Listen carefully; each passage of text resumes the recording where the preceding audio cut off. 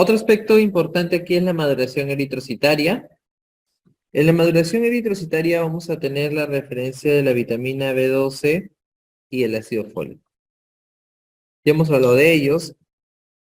Van a depender mucho del estado nutricional. Van a ser sustancias necesarias, ¿verdad? Para la síntesis del ADN que hemos estado conversando. Ahí es donde justamente entra el trifosfato de timidina.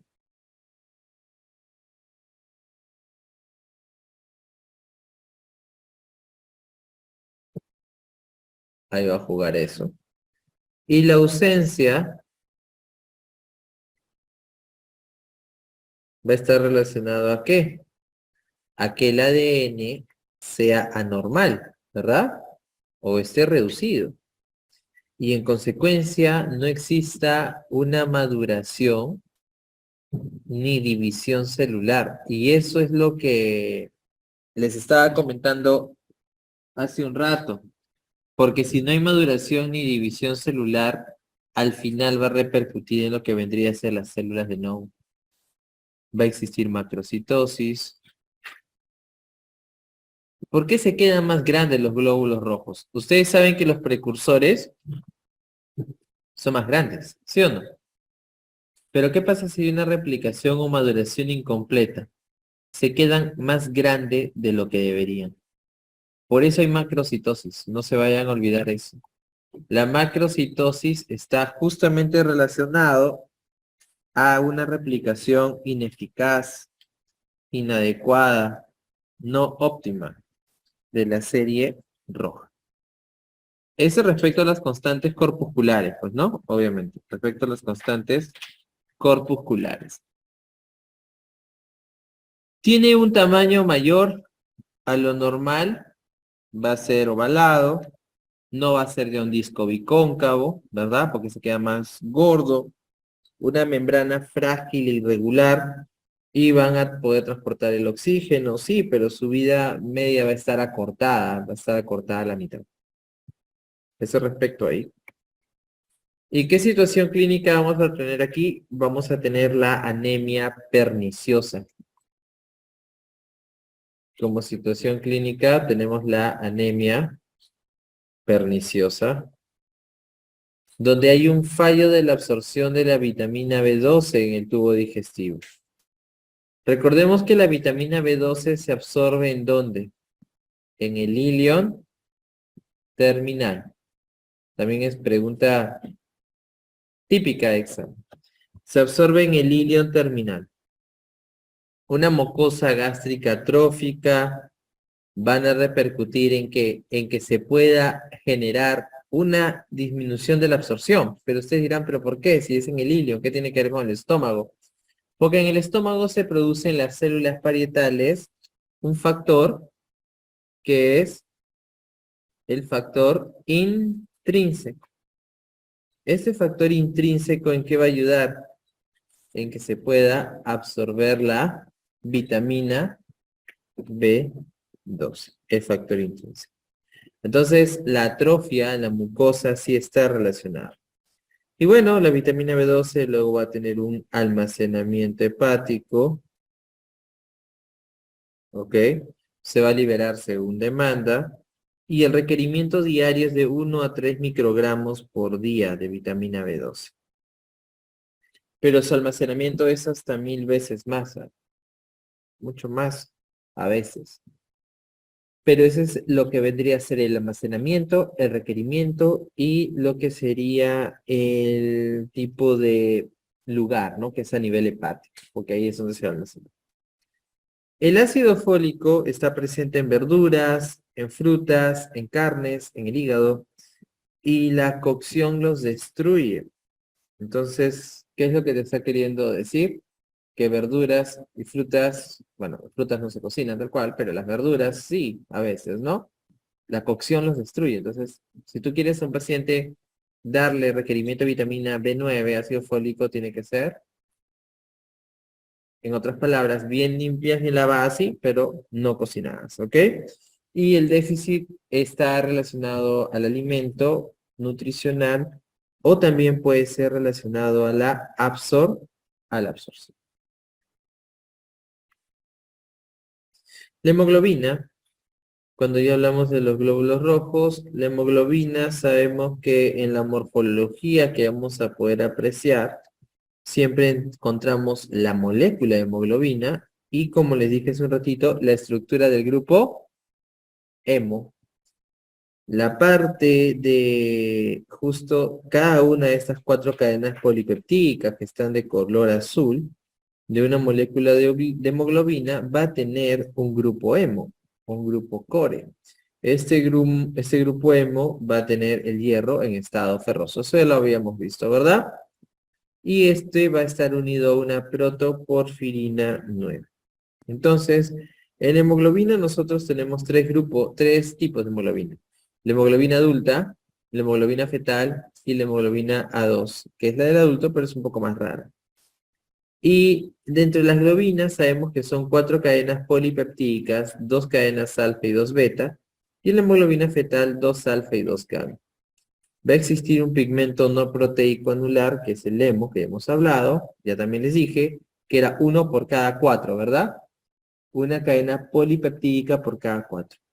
Y esto que es pregunta a pregunta, el hierro es ferroso y va a estar en el centro de cada pigmento. ¿Por qué es importante esta presencia del hierro? Porque como les conversé hace un ratito, permite el enlace, pero reversible obviamente con el oxígeno, si no, no podría cederlo. ¿Sería un enlace covalente o no? No, porque si fuese covalente sería irreversible. ¿Ok? Eso ahí lo tenemos. Y aquí está la parte de bioquímica, que no voy a profundizar mucho yo, porque eso lo van a ver en bioquímica, pero sí me pareció importante igual mencionárselos por aquí, porque en la síntesis del grupo hemo, miren, aquí se forma la protoporfirina, ¿sí o no? Y aquí, ¿es del grupo hemo? No, es el grupo hemo, cuando se une el hierro en estado ferroso. Pero ¿cómo se da esto y dónde se da? Esto se da justamente en 2 lugares, ¿no? La parte hepática, pero también podríamos valorar la relación mitocondrial en sí, la parte citoplasma y la relación de las mitocondrias. Cuando nosotros empezamos a valorar el proceso, para la síntesis de grupo hemo necesitas glicina y succinilcoenzima A. Esta es una pregunta de bioquímica, ¿no? Todo el proceso inicia con la unión de la glicina y la succinilcoenzima A. Se unen gracias a una enzima que es la aminolebulénica sintasa, ¿no? Que forma a la delta ácido aminolebulénico. ¿Ok? Esto es un proceso. Luego, este se va justamente a deshidratar. Va a perder 2 moléculas de agua y va a formar la porfobilinógeno. ¿Ok? ¿Por qué es importante esto? Porque, ¿qué pasa si no hay hierro? Primero no habría síntesis de grupo hemo, ¿verdad? ¿Sí o no? Pero ¿qué pasa si hay mucho hierro? Inhibe. Inhibe a la enzima a la sintetasa y va a disminuir la síntesis del grupo hemo. ¿Es un mecanismo de feedback? Sí. Otro muy importante, que es muy importante, es el plomo. El plomo. Ahí lead es plomo en inglés, ¿verdad? ¿Qué pasa si tengo intoxicación por plomo? Ustedes saben que los pacientes con intoxicación por plomo tienen anemia, ¿sí o no? Pero la pregunta es ¿por qué? Porque el plomo inhibe justamente a la enzima ácido delta aminolebulénico deshidratasa, que es una enzima citosólica. ¿Y qué va a inhibir? Que se forme el porfobilinógeno. ¿Ok? Luego hay una serie de enzimas y procesos que están aquí en el esquema. Este es sacado del libro de Lípicos de bioquímica, para que lo puedan revisar. Pero, ¿qué es lo que yo quiero que recuerden? Lo que pasa luego a nivel mitocondrial. Cuando ya tenemos a la protoporfirina 9, ¿ok? Hay una enzima que es la ferroquelatasa. Esta enzima sí tienes que recordar, enzima mitocondrial, ponle una nube, una estrella. Este es la que permite que la protoporfirina se una al hierro en estado ferroso. ¿Está bien? Permite que la protoporfirina 9 se una al hierro en estado ferroso. ¿Y qué es? ¿Y qué se va a dar gracias a la ferroquelatasa entonces? Que se forme el grupo hemo, ¿sí o no? Pero ¿qué pasa si tienes intoxicación por plomo? Va a inhibir a la ferroquelatasa. Entonces, miren, cuando alguien se expone al plomo, va a tener anemia, ¿por qué? Porque inhibe a la enzima ácido delta aminolebulénico deshidratasa, disminuyendo la formación de porfobilinógeno, y también porque disminuye la acción de la ferroquelatasa, la cual permite que se una el hierro con el hierro ferroso con la protoporfirina 9. En conclusión, ¿habría anemia, sí o no? En ambos casos habría anemia. ¿Está bien? Eso es lo único que por lo menos ahorita deberían recordar conmigo. En bioquímica seguro lo van a ver a mayor detalle. Pero para el punto de vista clínico y para el punto de vista aplicado, a mí sí me parece importante que lo recuerden. Y aquí están las famosas porfirias que les dije. Miren, aquí está el proceso, ¿sí o no? ¿Dónde está actuando el plomo? Miren, los targets. Aquí. ¿Qué enzima? Ácido delta aminolebulénico de sidra. Su target es esa enzima, ¿sí o no? ¿Sí o no? Su target, su blanco. Sí. ¿Va a favorecer que se deshidrate, que pierda 2 moléculas de agua? No. Por ende va a continuar siendo ácido delta aminolebulénico. Pero ¿qué pasa si más bien bloqueo? No se transforma en porfobilinógeno. Eso es a nivel citosólico, la parte de relación citosólica. Pero a nivel mitocondrial, miren, a nivel mitocondrial, ¿qué va a pasar? ¿Qué enzima es acá? Ferroquelatasa. ¿Qué va a inhibir? ¿Es un target la enzima ferroquelatasa? Sí. ¿Qué va a inhibir? Que no se forme el grupo hemo. ¿Está bien? Entonces, ¿qué va a pasar? Acá está, pregunta de examen, ¿no? La ferroquelatasa y la ala deshidratasa, ala significa todo lo que les dije, ¿no? Son particularmente sensibles a la inhibición por el plomo, son sus targets. La protoporfirina y el ala, que serían obviamente parte de los resultantes, ¿verdad? Que no se metabolizan, no siguen el proceso, se acumulan en la orina. Y eso genera las famosas porfirias. Esto está dentro de los cuadros clínicos de las porfirinas. ¿Ok? Preguntas típicas. ¿Dónde empieza el proceso de síntesis del grupo hemo? En el citosol. ¿Dónde termina el proceso? En la mitocondria. ¿Verdadero o falso? ¿Empieza en el citosol? No. Empieza en la mitocondria y termina en la mitocondria. ¿Sí? ¿Ven ahí?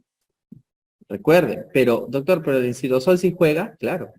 El ácido delta aminolebulénico, como les dije hace un ratito, juega en el citosol. Pero regresa, ¿quién regresa a la mitocondria? El coproporfirinógeno 3. ¿Ok? Hay procesos que se van a dar a nivel citosólico y algunos que se dan a nivel mitocondrial. Ahí les he puesto como para que ustedes revisen si les llama la atención algunas enfermedades como la porfiria aguda intermitente, la protoporfiria eritropoyética, etcétera, las cuales si se dan cuenta está relacionado con los targets que hemos hablado, ¿no? Con las enzimas. Son enfermedades raras, no les voy a decir que es algo frecuente. De repente si van a postular al extranjero les pueden preguntar un poco más de estas. En Perú no mucho preguntan un poquito más de las dos que les he dicho, ferroquelatasa y la delta-aminolebulénica deshidratasa, y la relación de qué es una porfiria y el grupo hemo. Eso sí o sí deberías de saber. Ya si quieres ser más sutil y ver algunos casos en particular, por eso les dejo esta tabla. Y si alguien está aspirando a migrar y esta tabla les puede ayudar, es bastante bueno. Y aquí está el resumen al final, ¿no? Porque es 2-succinil, 2 glicinas, a nivel mitocondrial, ácido deltamino, luego 4 pirroles, que les dije, ¿no? Que es la protoporfirina y la relación con el grupo hemo, para que luego cuando se una con el polipéptido forme la hemoglobina.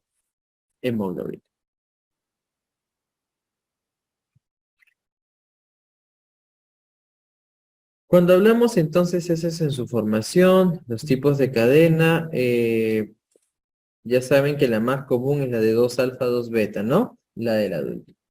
Otro tema, otro punto importante a considerar es la curva de disociación de la hemoglobina. La hemoglobina ya sabemos por qué está constituido, ya sabemos que su rol es transportar, porque es una proteína, y en relación al mismo que tienes que reconocer también que la hemoglobina va a tener afinidad por el oxígeno respecto a la famosa P50, que está relacionado al grado de disociación. ¿Está bien?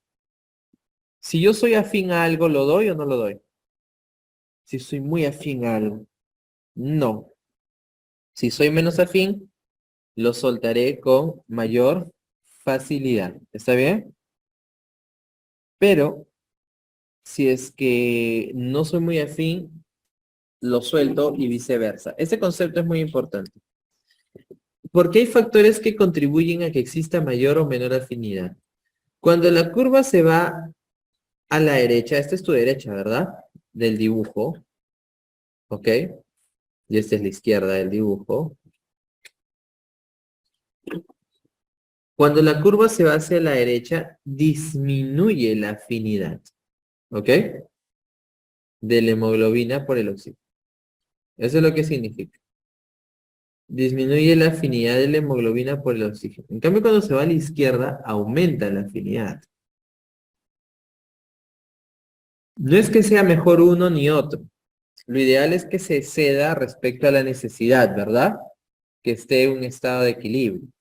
Pero puede darse el escenario que esté en uno o en otro, y ahí es donde están justamente algunas de las variables que ustedes deben de reconocer. Y es ahí donde justamente se habla del famoso efecto Bohr y el efecto Haldane, que seguro lo han escuchado, ¿no? El efecto Bohr, donde lo que va a pasar es que los pulmones, en relación a lo que vendría a ser la relación de los alvéolos, la sangre se satura por completo, aunque tenga más o menos afinidad. ¿Ok? Y entonces en el efecto Bohr ayudas a proporcionar más oxígeno a los tejidos. Entonces, ¿qué significa? ¿Que está liberando o no? Entonces, en el Haldane disminuye la capacidad de la sangre para transportar el CO2. Esos son los dos efectos. Ahora, cuando nosotros hablamos aquí de las variables, tenemos el pH, el 2,3-difosfoglicerato y la temperatura. Pero aquí falta una variable para que recuerdes que es la presión arterial de CO2. La presión arterial de CO2, recuerdan, es de 38,42 milímetros de mercurio, ¿no?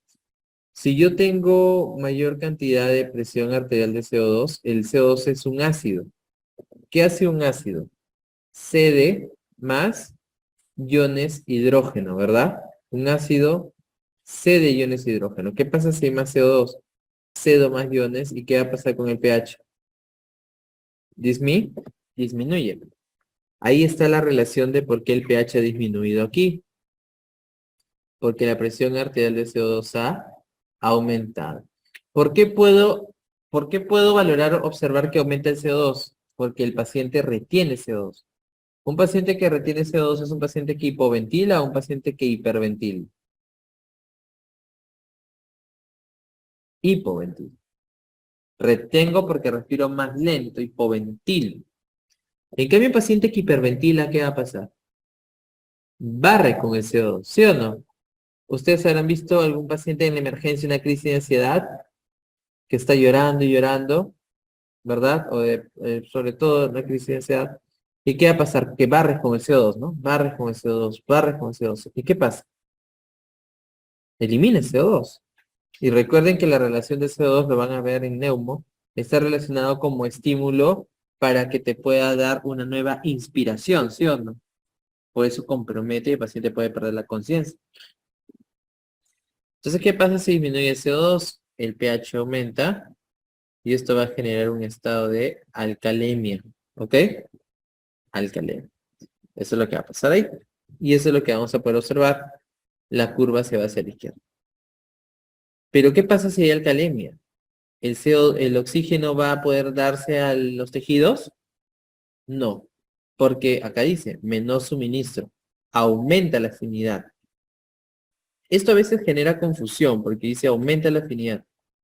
Entonces, ¿cómo se aumenta la afinidad y disminución del oxígeno? Porque, como vuelvo a repetir, al aumentar la afinidad, la hemoglobina se queda con el oxígeno, no lo quiere dar.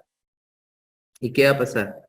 Hipoxia, isquemia, necrosis, muerte. ¿Está bien?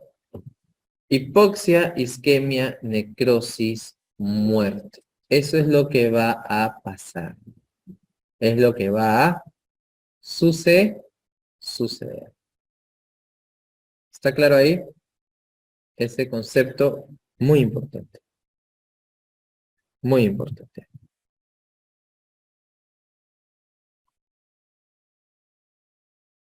Entonces ahí está la curva de disociación de la hemoglobina, lo que les estaba diciendo, ¿no? Miren, normalmente, aquí tenemos la relación de un alveolo, el tejido y un glóbulo rojo. Si nosotros valoramos la relación del oxígeno que vamos inhalando, ¿verdad? Se une a la hemoglobina. Luego, ¿qué va a pasar? Ustedes saben que se une luego el CO2 con el agua, ¿sí o no? Y eso forma el ácido carbónico, ¿verdad? ¿Y eso en qué se divide? En bicarbonato y iones de hidrógeno, ¿verdad? Pero el bicarbonato es importante porque ayuda a favorecer lo que vendría a ser el proceso de buffer. Y el hidrógeno se tendría que luego reutilizar o jugar con los canales de cloro.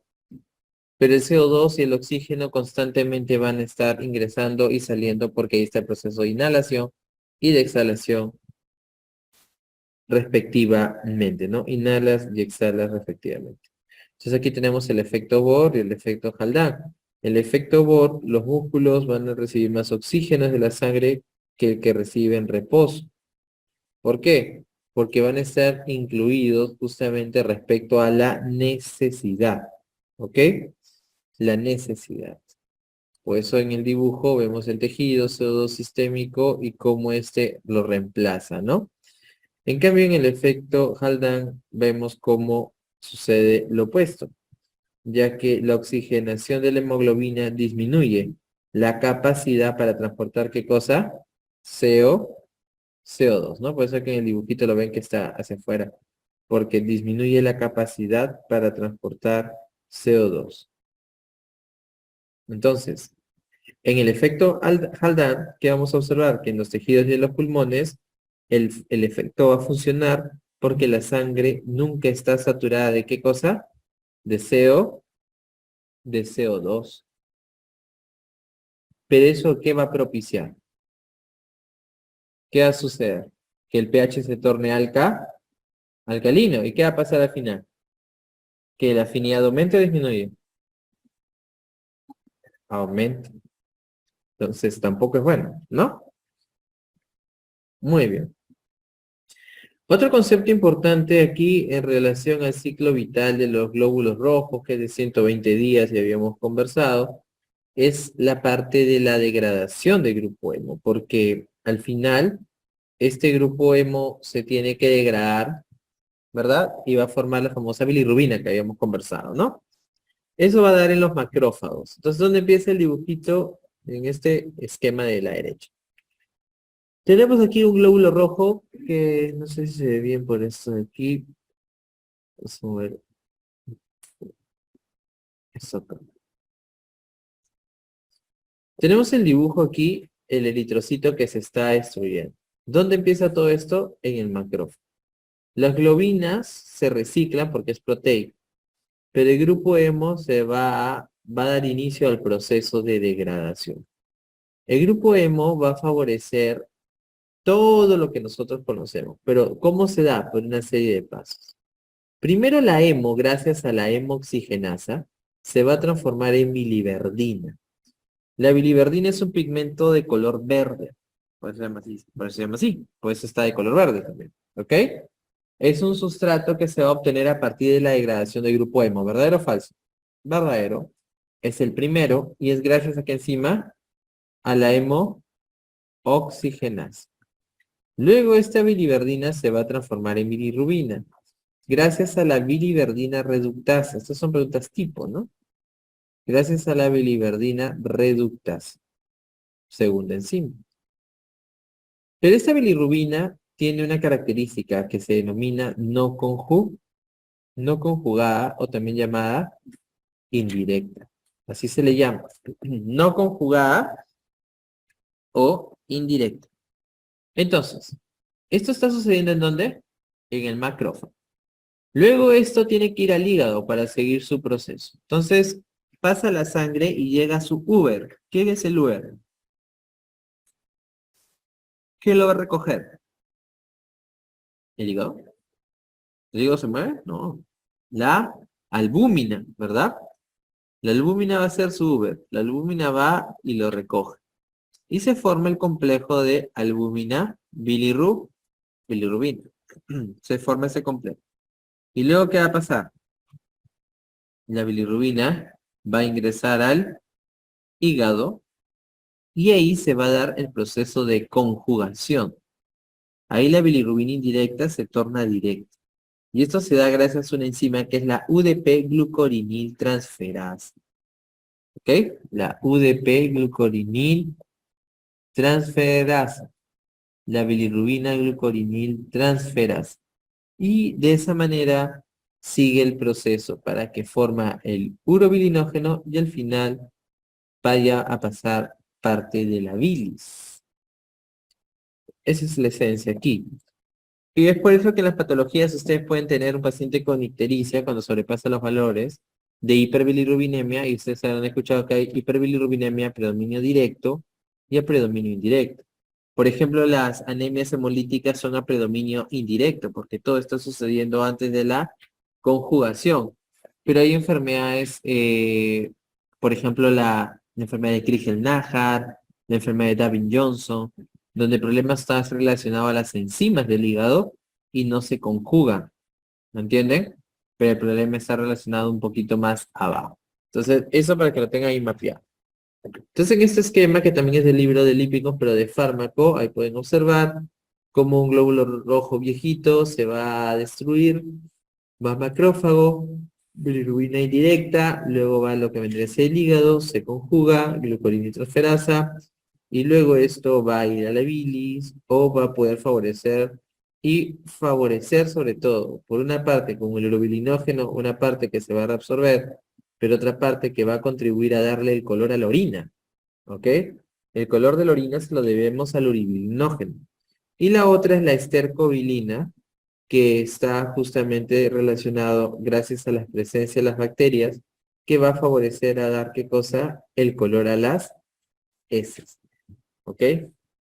Ahí está el por qué el color que existe tanto en la orina y en las heces se lo debemos a estos mediadores, parte del grupo de metabolismo de la bilirrubina. Y como les dije, la ictericia va a ser parte del cuadro clínico cuando hay una pigmentación amarilla de la piel y las mucosas. Jaundice significa justamente ictericia en inglés. Y eso es lo que les estaba diciendo, ¿no? Porque puede existir un problema relacionado antes del proceso de conjugación o después del proceso. Y es cuando vamos a tener directa versus indirecta. Existe un proceso de ictericia neonatal, podría ser considerado dentro de lo normal dependiendo de los valores. Y también ahí la fototerapia va a ayudar a reducir los niveles. Y es importante porque el incremento de esto puede generar un daño a nivel del sistema nervioso, el famoso kernicterus, ¿no? Cuando aumenta.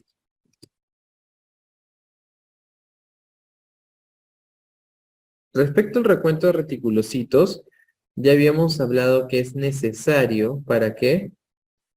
para valorar o estudiar las anemias, ¿sí o no? ¿Qué otro concepto tenemos que recordar? Que es de 0.5 a 1.5 el valor normal. Obviamente eso es respecto a los glóbulos rojos totales. Y tienen mitocondrias, habíamos hablado, y también tienen retículo endoplasmático, que se va a eliminar, se va a degradar, y requiere de 1 a 2 días para eliminar el retículo endoplasmático. ¿Está bien?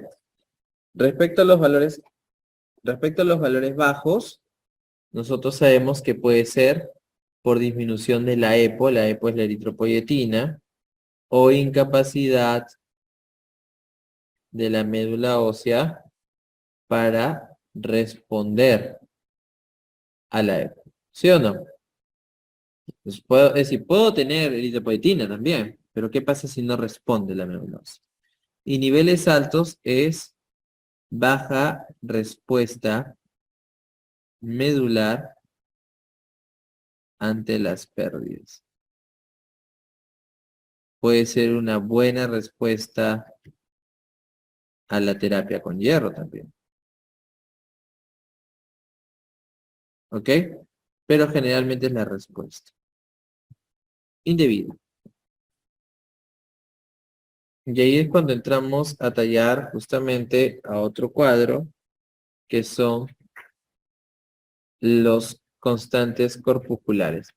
Porque gracias a las constantes corpusculares, nosotros vamos a poder estudiar a las anemias, ¿no? Las constantes corpusculares, ¿qué son? Son índices hematológicos. Son índices hematológicos que nos van a ayudar con sus data a generar un juicio respecto a lo que sería el tipo de anemia que nos enfrentamos. Hay 3 tipos de constantes, que son el volumen corpuscular medio, hemoglobina corpuscular media y concentración de hemoglobina corpuscular media. También en alguna literatura lo van a encontrar como volumen globular medio, hemoglobina globular media y concentración de hemoglobina globular media. Con esto, ¿qué es lo que puedo yo sacar? Las fórmulas. Para el volumen globular medio que te permite estudiar el tamaño, la fórmula es hematocrito, ¿ok? Sobre glóbulos rojos por 10. Esa es la fórmula. Hematocrito sobre glóbulos rojos por 10. Y la respuesta es en micras cúbicas. Como se dan cuenta, los valores normales difieren respecto al grupo etario ligeramente, pero están dentro de 80 a 100. Está entre 83 a 97, 105, dependiendo del grupo etario, pero están dentro de los valores. ¿Qué pasa si yo tengo un valor de 110 o de 105 en un adulto? Existe un aumento del tamaño y eso se llama macrocitosis. ¿Qué pasa si es muy pequeño? 80. 70 y tantos. Estamos frente a una microcitosis. ¿Y por qué es importante? Porque esto te ayuda a valorar, como les digo, los diagnósticos diferenciales. Y la anemia ferropénica justamente es una de ellas, porque la anemia ferropénica es una anemia microcítica. La anemia ferropénica es una anemia microcítica. La anemia megaloblástica más bien es una anemia macrocítica. Entonces sí te es útil, muy importante. Luego tenemos la hemoglobina globular media. La hemoglobina globular media, recuerden, la fórmula dice con qué empieza. Volvemos a leer la fórmula, se llama hemoglobina globular media. ¿Con qué empezará la fórmula? Con hemoglobina, pues. Si se llama hemoglobina globular o hemoglobina corpuscular, como dicen, es lo mismo, les digo. Pero ahora va a ser entre glóbulos rojos y también por 10. Y los valores son de microgramos. Y los valores están dentro de 27 a 32. Esta constante te da la cromía, te da el color, qué tan pigmentado es. Por ejemplo, recordando a la ferropénica, la anemia ferropénica es microcítica, ¿verdad? Pero respecto a la cromía es hipocrómica. Entonces, Si tú tienes un paciente que con las constantes te sale microcitosis y hipocromía, ¿en quién vas a pensar a la cabeza? Ferropenia. No es la única, no estoy diciendo que sea la única microcítica, pero es lo primero que piensas porque es un problema de salud pública y porque es la causa más frecuente. Te ayuda a valorar el color, la cromía, ¿ok? Y la otra es la concentración de la hemoglobina corpuscular media. En la concentración de la hemoglobina, su mismo nombre lo dice, se valora la relación porcentual entre una y otra. Entonces aquí valoras la relación entre la hemoglobina y el hematocrito. Entonces la fórmula es igual a hemoglobina sobre hematocrito, pero este es por 100. Y los valores normales es de 32 a 36. No lo utilizamos tanto a veces, más son las dos primeras, pero igual hay que tenerlo mapeado. Un truco para ustedes, igual lo vamos a practicar en su momento cuando hagamos casos. Si ustedes se han dado cuenta en las dos primeras fórmulas, en el denominador van glóbulos rojos, ¿sí o no? Y los valores normales no es de 3.500.000 a 5 millones. Es si vas a dividir con tantos ceros, si no vas a usar calculadora en el examen. Entonces, ¿cómo lo haces? Lo único que haces es poner los dos primeros dígitos. Si te dicen que tu paciente tiene una hemoglobina de 3.500.000, ¿cuánto pones acá? 3.5. ¿Ok? Si te dicen que tu paciente tiene una hemoglobina de 4 millones, ¿pongo 40? No, pongo 4, porque sería 4.0, ¿no? Pongo 4. ¿Ok? Pero no vas a poner todo con 6 ceros. ¿Ok? Por gusto, no vas a hacerlo así. Solamente coges los dos primeros dígitos. Ese es el truco. Ahora, respecto a las constantes, aquí les comparto una tablita que es lo que te van a ayudar a poder determinar justamente lo que les estoy conversando. ¿Por qué? Porque nosotros vamos a poder clasificar a las anemias respecto a los constantes. Miren aquí, las que tienen constante corpuscular disminuida, ferropénica, les dije que no eran las únicas, ¿verdad? Por ejemplo, miren, la intoxicación por plomo que estábamos conversando. ¿Tiene lógica o no? Sí, porque al final, ¿en qué iba a retribuir la intoxicación por plomo? En que el hierro no se capte, ¿verdad? Entonces, ¿cómo se va a quedar? Más pequeño. No son las únicas, están las talasemias, las sideroblásticas, hemoglobinopatías, etc. Tenemos las normocíticas, donde si bien es cierto, hay anemia, existe un también cambio en lo que vendría a ser el volumen de las mismas, pero se mantiene normal en este caso. Ahí están las inflamatorias, que es la más frecuente, las hemolíticas, invasión medular, etc. Y en las de aumento del tamaño, donde están las megaloblásticas, los síndromes mielodisplásicos, hipotiroidismo, entre otros. Entonces, la clasificación de las anemias también lo van a ver con mayor detalle en el curso de medicina, pero por lo menos tenerlo en consideración respecto a su clasificación les va a ayudar mucho. ¿Y qué efectos de la anemia sobre la circulación vamos a encontrar? Primero, la disminución de la viscosidad, disminución de la resistencia al flujo. Entonces, ¿qué va a pasar? Aumento del retorno venoso. ¿Qué más va a suceder? Puede haber vasodilatación, ¿verdad? Porque dependiendo del volumen, también disminuye la resistencia. Va a aumentar el retorno venoso. Y si aumenta el retorno venoso, ¿qué va a pasar con el gasto cardíaco?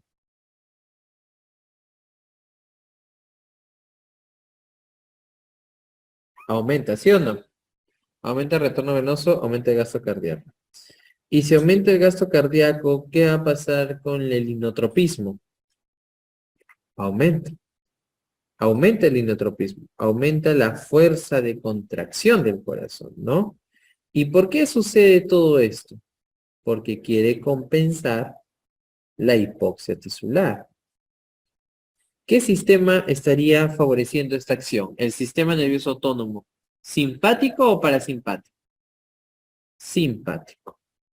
Si quisiéramos ser más moleculares, aquí estaría jugando el receptor beta 1 GS, ¿verdad? Que tiene una actividad inotrópica y cronotrópica positiva. Entonces, sí hay efectos en lo que vendría a ser la circulación.